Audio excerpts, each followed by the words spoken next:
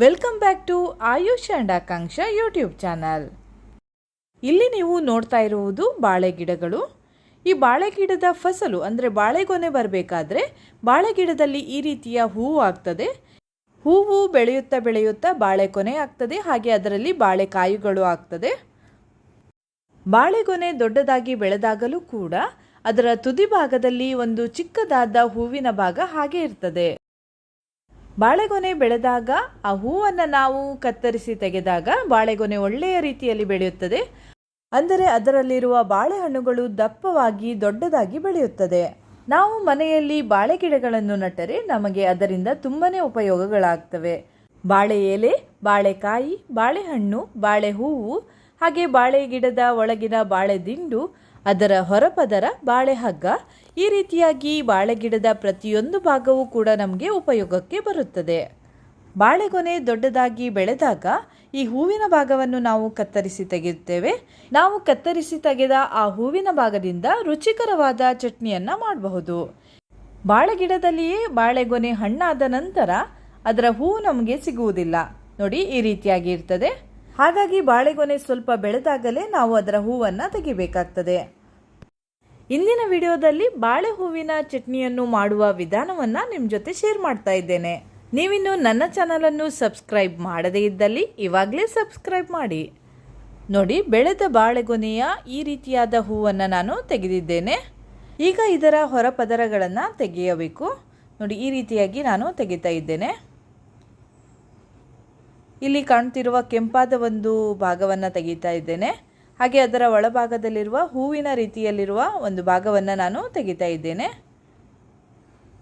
ಇಲ್ಲಿ ತೆಗೆದಂತಹ ಈ ಭಾಗದಿಂದಲೂ ಕೂಡ ನಾವು ಬೇರೆ ಬೇರೆ ರೀತಿಯ ಅಡಿಗೆಗಳನ್ನು ಮಾಡಿಕೊಳ್ಬಹುದು.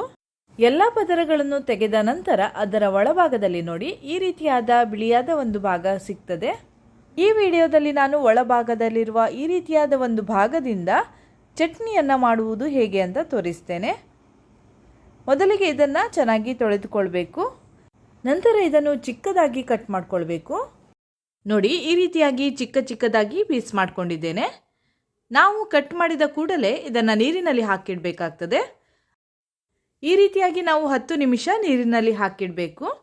10 ನಿಮಿಷ ಆದ ನಂತರ ನಾವು ಇದನ್ನು ಚೆನ್ನಾಗಿ ತೊಳೆದು ಬೇರೆ ನೀರನ್ನು ಹಾಕಿ ಚೆನ್ನಾಗಿ ಇದನ್ನು ಬೇಯಿಸ್ಕೊಳ್ಬೇಕು. ಇದನ್ನು ಬೇಯಿಸುವಾಗ ನಾವು ಅರ್ಧ ಗ್ಲಾಸಷ್ಟು ನೀರನ್ನು ಮಾತ್ರ ಹಾಕಿಕೊಳ್ಬೇಕು, ಜಾಸ್ತಿ ನೀರನ್ನು ಹಾಕಬಾರ್ದು.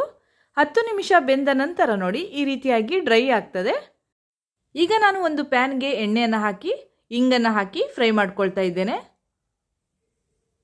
ನೋಡಿ, ಇದನ್ನು 2 ಸೈಡ್ನಲ್ಲಿ ಫ್ರೈ ಮಾಡ್ಕೊಳ್ಬೇಕು. ಕೆಂಪಗಾಗುವ ತನಕ ಫ್ರೈ ಮಾಡ್ಕೊಳ್ಬೇಕು. ಇದು ಕೆಂಪಗಾದ ನಂತರ ನಾವು ಇದಕ್ಕೆ ಸ್ವಲ್ಪ ಜೀರಿಗೆಯನ್ನು ಹಾಕಬೇಕು. ನೋಡಿ, ಇಷ್ಟು ಜೀರಿಗೆಯನ್ನು ಹಾಕಿದ್ದೇನೆ. ನಂತರ ಇದನ್ನು ಕೂಡ ಫ್ರೈ ಮಾಡ್ಕೊಳ್ಬೇಕು. ಈಗ ನಾನು ಇದಕ್ಕೆ ಬೇಯಿಸಿಟ್ಟ ಬಾಳೆ ಹೂವಿನ ಪೀಸ್ಗಳನ್ನು ಹಾಕ್ತಾ ಇದ್ದೇನೆ. ಇದನ್ನು ಕೂಡ ಚೆನ್ನಾಗಿ ಫ್ರೈ ಮಾಡ್ಕೊಳ್ಬೇಕು. ಇದು ಸ್ವಲ್ಪ ಕೆಂಪಗಾಗುವ ತನಕ ಫ್ರೈ ಮಾಡ್ಕೊಳ್ಬೇಕು. ನಂತರ ಇದಕ್ಕೆ ನಾನು ಕಾಯಿ ತುರಿಯನ್ನು ಹಾಕ್ತಾ ಇದ್ದೇನೆ. ನೋಡಿ, ಇಷ್ಟು ಕಾಯಿ ತುರಿಯನ್ನು ಹಾಕಿದ್ದೇನೆ. ಇದನ್ನು ಕೂಡ ಸ್ವಲ್ಪ ಕೆಂಪಗಾಗುವ ತನಕ ಫ್ರೈ ಮಾಡ್ಕೊಳ್ಬೇಕು. ಈಗ ಗ್ಯಾಸನ್ನು ಆಫ್ ಮಾಡಿ ಇದನ್ನು ತಣ್ಣಗಾಗಲು ಬಿಡಬೇಕು. ತಣ್ಣಗಾದ ನಂತರ ಇದರೊಂದಿಗೆ ಹುಣಸೆ ಹುಳಿ, ಉಪ್ಪು ಹಾಗೂ ಮೆಣಸನ್ನು ಹಾಕಿ ನಾವು ಮಿಕ್ಸಿಯಲ್ಲಿ ಗ್ರೈಂಡ್ ಮಾಡ್ಕೊಳ್ಬೇಕು. ನೋಡಿ, ಈ ರೀತಿಯಾಗಿ ಮಿಕ್ಸಿಯಲ್ಲಿ ಗ್ರೈಂಡ್ ಮಾಡಿದ್ದೇನೆ. ಈಗ ನಾವು ಇದಕ್ಕೆ ಒಂದು ಒಗ್ಗರಣೆಯನ್ನು ಹಾಕಬೇಕು. ಒಗ್ಗರಣೆಗೆ ಎಣ್ಣೆ, ಸಾಸಿವೆ, ಮೆಣಸು ಹಾಗೂ ಕರಿಬೇವನ್ನು ಹಾಕ್ತಾ ಇದ್ದೇನೆ. ಇದನ್ನು ನಾವು ಅರೆದಿಟ್ಟ ಚಟ್ನಿಯ ಮೇಲೆ ಹಾಕಬೇಕು. ಈಗ ಬಾಳೆ ಹೂವಿನ ಚಟ್ನಿ ರೆಡಿಯಾಗಿದೆ.